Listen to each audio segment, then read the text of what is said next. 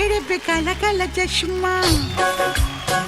যার কণ্ঠে প্রায় 4 দশক ধরে অসংখ্য সুপারহিট গান শুনেছে শ্রোতারা। 2024 সালে হঠাৎ করেই থেমে যায় তার গানের যাত্রা।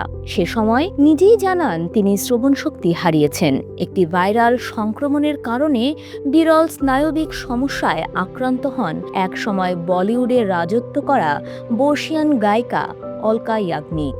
এর ফলে তার শ্রবণ শক্তি মারাত্মকভাবে ক্ষতিগ্রস্ত হয় এবং গান গাওয়া বন্ধ রাখতে বাধ্য হন তিনি।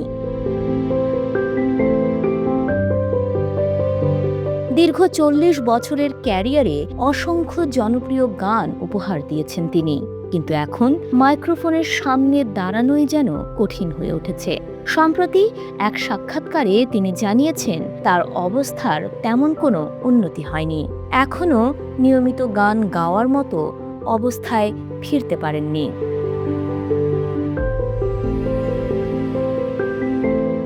গায়িকার কথায় সুরকার ও গীতিকাররা এখনও তাকে গান গাওয়ার প্রস্তাব দেন নিয়মিত, কিন্তু তিনি সেই আহ্বানে সাড়া দিতে পারছেন না।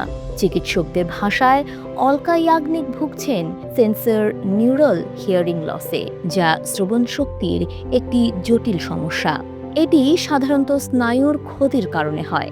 তার ক্ষেত্রে একটি আকস্মিক ভাইরাল সংক্রমণের পর এই সমস্যা দেখা দেয়।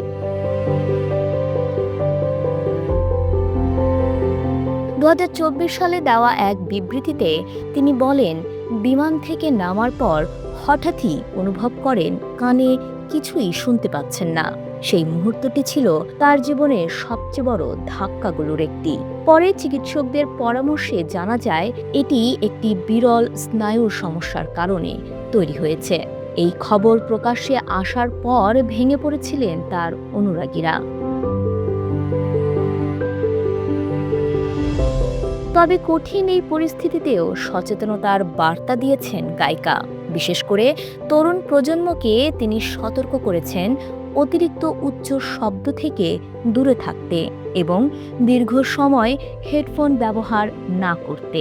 শেষবার অলকা ইয়াগনিকের কণ্ঠ শোনা গেছে ইমতিয়াজ আলী পরিচালিত অমর সিং চমকিলা ছবিতে। সেখানে নরম কলজা গানটি গেয়েছিলেন তিনি, যার সুর করেছিলেন এ.আর রহমান। তারপর থেকে আর নতুন কোনো গান রেকর্ড করেননি তিনি।